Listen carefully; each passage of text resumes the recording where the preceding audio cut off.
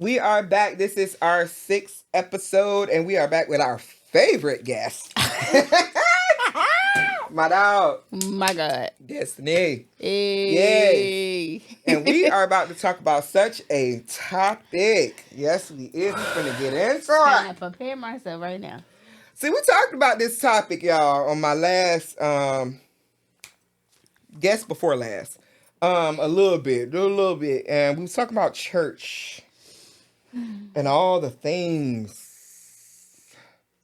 that happens in the church and that is swept under the rug. And so many things happen to the point where we don't realize the damage that it does to especially young girls and young boys too. Because, my God, my poor little Canes, I forgot. We ain't talk about no names. But it happens to both. So many things happen, and then they're so close knit. Most of the time, it's those small churches where it's all family. Most of the time, and that's where it usually happens. And don't get me wrong, having in big churches too. But what I've noticed is the church. Every church I've went to, especially the black church, and I don't like to separate black and white, but it is what it is. But especially the black church, I have realized that there's always at least about three either perverse molestation or homosexuality going on. And it's so normal now. It's to the point where it's normal. Not you over there clocking tea.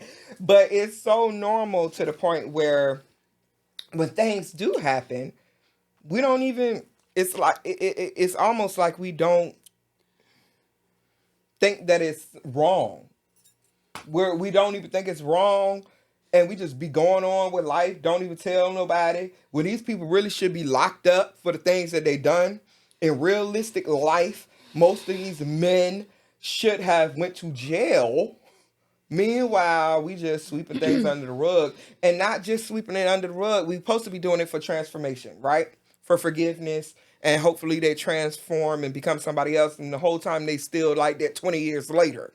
So what happens to the person that, while we swept it under the rug, what happens to the young lady that this happened to? I could understand if, transformation did happen and that man became better. And he became, he got saved for real and he no longer was doing those things. It would make it a little bit better for the girl, you know what I'm saying? But to the one that has to grow up to that same uncle or that same person or that same cousin or what, all them same people that's still very much perverted and still out here touching little girls. What happens to the little girls? We're going to talk about all that because it's real out here. Now, me, I was blessed. I was blessed to not have physical harm done to me personally. Words definitely happen. I'm 13 years old and getting complimented on how big my booty is from grown men. Getting what they want to do to me from grown men. And my eyes, my poor little eyes, at the time had been just scarred from all the things that I did see. Now, I might not have personally went through the physical harm, but I saw so much going on around me to the point, I understand why certain women turn out the way they did. I understand if they became hoes. I understand if they became gay. I understand if they became just plain out not able to have a relationship at all. I understand all that because, bruh, I've seen some things, and nothing happened. Every last man that I've seen, they all are still around today, and not one, not now, not nothing happened to these people, and they still. Anyway, so we want to talk about anything that you went through personally. Leave all names out because we don't want people to go to jail. Because we still sweeping under the rug. But for real, that's the real deal though. We still out here sweeping under the rug, but we gonna keep it a buck. Yeah. But we ain't gonna keep it a buck. Let's just say that. We gonna keep it a buck, but we ain't gonna say no names. Cause this is a real subject that needs to happen. Go ahead. Child. I was like 8. I think it was 7 or 8. We was traveling from Virginia to Delaware. Damn, it was that little? Are you sure? I thought you was in middle school. No. Cause you went to Moulton in Virginia. I didn't. You did go to Moulton. I did. Moulton Elementary, yes. Mm-hmm. So I was still a kid. Yeah, but by the time you got to Delaware, you was in middle school. I was still in elementary. No, you wasn't. Nephew was. My older sister was in middle school. I'm telling you, Destiny. Listen, this how I know. I got her back. This how. First of all, don't say that on. But what? I'm being for. Let's be real. It's being real. No, so, but that's for real. You went to Sims, didn't you? Or Spratley? No, I didn't go to Spratley. I went to Sims Middle School, but I wasn't. No. So by the time you got to Delaware, no, that means you was in middle school. Crazy. No, Sims is in Virginia. Sims in Virginia. Who she so? Lord. Sims in Virginia, but this is what happened way before. So you went to Delaware, then came back to Virginia. Yes, it was back and forth with your mother. We was going back and forth. Okay. That's what I'm saying. Right. I'm glad we just did all that on camera. Exactly. You was not 7 or 8 though. Bruh, I was about 10, bruh. No, I was in Georgia. Chastity. Okay. I was young. in Georgia in 2009. Right? I was okay. At this Hold on. It was 7 or 8. One and How old was you? When you were born 1998? Whoa. Or 97? Yes. Ooh, Jesus. 97. Yes. I came to Georgia in 2009. I thought it was way later than that. 2009. That was, you would have been 12. Yeah. She's so good. I would have been 12, right? Right. That means you was 12 when it happened. No. Because it happened when I was here. I was not with y'all. You wasn't. I was in Georgia. It happened while I was in Georgia. So you was 12, baby. You thinking you was 7 or 8. No, you was about 12. No. Oh my God, the math is mathing. It's not. Yes, it is. Let me tell you this. 5, 4, 3, 2, 1. Ma'am. 2009. It didn't happen in I don't know what year it happened. But I know it happened to me. It happened. Sierra called me. It told you? Yes. I was in Georgia. I thought you were still in Virginia. No. I was gone. I was with my man. You was. Oh my God. You was. Oh Lord. You was. My bad. Sorry. All right. So I was probably like 11, 12. Let's start back to move it all the way back to what she was saying, how old she was or something. Okay. I was 12. It was just a bad experience, so I didn't know really what age I was because we kept going back and forth to many states and gears. There was a lot going on. Yeah, Too much going on. So we was on our way to Delaware. I was with and other people. Did Don't word Okay, anything. sorry. But yeah, I remember I was in the van she had. Girl, come on, I talk. know. So we was in the van. I was on the right side of the van, but not in the front, but the middle. I was asleep, and your mother and them went in Walgreens. Wow. Just telling all kind of I'm business out sorry. here. I'm I'm just going. sorry. Go ahead. Yeah, the person went into Walgreens while I was in I was in the car with this person. Just me and him. And I just started feeling something in between my legs. Mind you, it was my book bag in between my legs while I was asleep. And all I just felt like somebody got up and then started touching my private area. And I all I see was the Walgreen W sign. And I closed my eyes again because I was peeking at the same time. So when I try to act like, how like you act like you move when you sleep, that's what I did. And I peeked, tried to see who this person was touching me. It was that person. And I was like, in my mind, I'm like, yo, I'm scared, I'm nervous, and I feel like my heart was beating out my chest. Right. So I was like, oh my gosh, this person is really. I'm thinking that he's like, yeah. Right. So I'm trying not to get too emotional, but yeah, I've been touched. Yeah.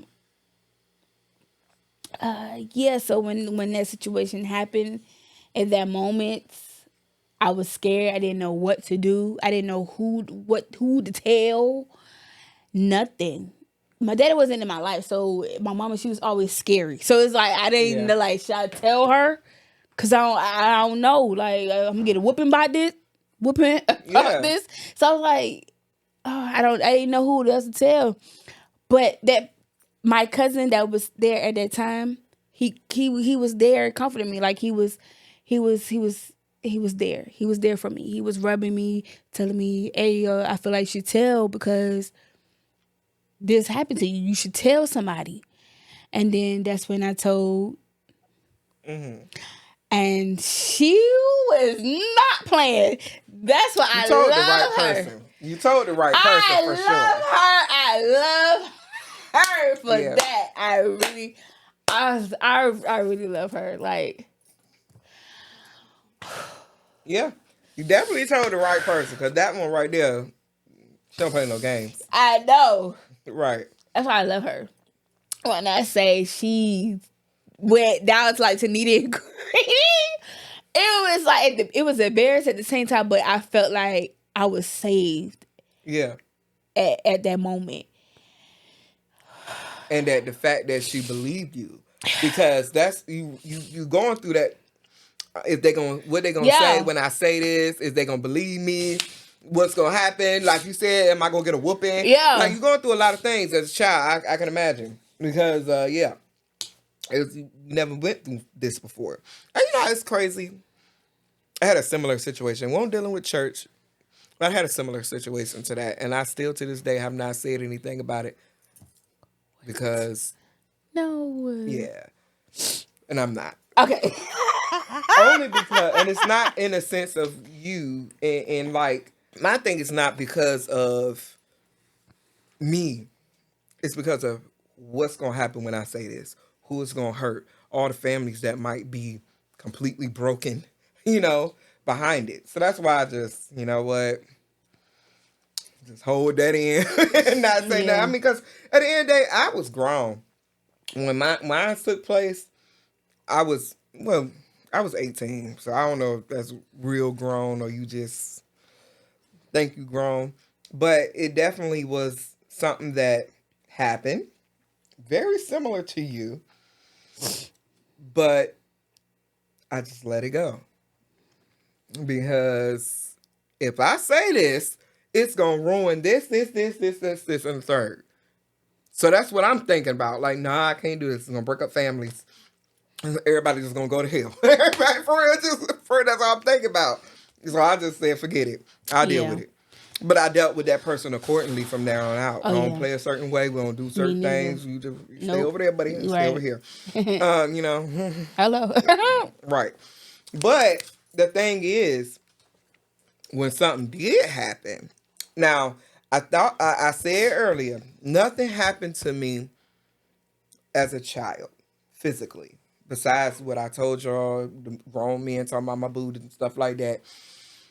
And it was at the point, I thought it was cute at that time. Like, having little dumb moments, like just a dumbass. I mean, for real, no offense, excuse me, Lord, I'm sorry. But I having a real dumb moment thinking like that, okay, he liked me. But I'm not realizing it's like he 30. I'm like 13. Like, what is happening here? This man got kids my age. Okay, but look, back to the matter at hand. But when I got older, this is when, I saw more and more and more still happening with the same people, with the younger crew. So like all our crew, we went through stuff. We had about what, 5 of us all together. All the girls in our day and time. We had about like 5 of us, and we all went through different things. We had girls have issues at parties. It was like different little random little things that would happen. And that's what it was, Yeah. If you tell your parent, that's on you. Yeah. But we all kind of just dealt with it. Yeah. It was kind of just, we know it happened. Yeah. But we didn't really say nothing. We just, went on with life. But when I got older, and then the same people is around y'all. And I'm like, no. No. Y'all not about to tell me this, and third happening again. And then the little ones. Yeah. And for some crazy reason, it registers more. Because we was the same age, but it didn't click for us. Yeah. But it did click when I saw it with y'all. Mm-hmm. And I'm like, no, we're not about to do this. So then, okay, it's time to speak up. Mm-hmm. It's time to say something. For real. But even then, we all know what happened. Of course, where's that imaginary rug at? Swept right on under the rug. But I hate and that. I at the end of the day, we wonder why these girls can't keep a relationship. Why these girls is turning to women. Why is these girls turning to, different things is now happening, taking place. And it's all in the church. And everybody talks about it. It just goes on and goes on and goes on, and nothing happens. And from the pastoral standpoint, I get it. I ain't gonna sit here and say I don't get it. I do get it. You want to help the person. You want to make sure they become a better person. I know you're looking at me with the devil eyes stuff, but you do. You do. You want to make sure we're not just out here bashing. We're actually helping. Because it's what we're supposed to do. We're supposed to help the people transform. Can you stop giving me the evil eye? I don't want to say what I want in my mind. I understand what you're saying. You got to understand what I'm not saying what you're saying. I get it. But I also get this other side. I do. Do I think sometimes that covers up whatever? Yes. We're not sugarcoating nothing. Okay. Ma'am, we not. Okay. I'm sorry. You know what you did. You grown enough. You know what you doing. Why? Of course, I forgave you, but I still have some trauma with it. But at the same time, it's like I was forced as a kid to forgive you, and but that I didn't right fully there, forgive you. So I'm like, but that right there is something I can understand the pastor having his moment and saying forgiveness, whoop de whoop. But you can't force the young lady that it actually happened to forgive. It's not real. And that's why here we are 25 years later. Yeah. We're in the same predicament. Yeah. I get it. Girl, I'm with you. Okay. Goodness gracious. I'm on your side. I'm sorry.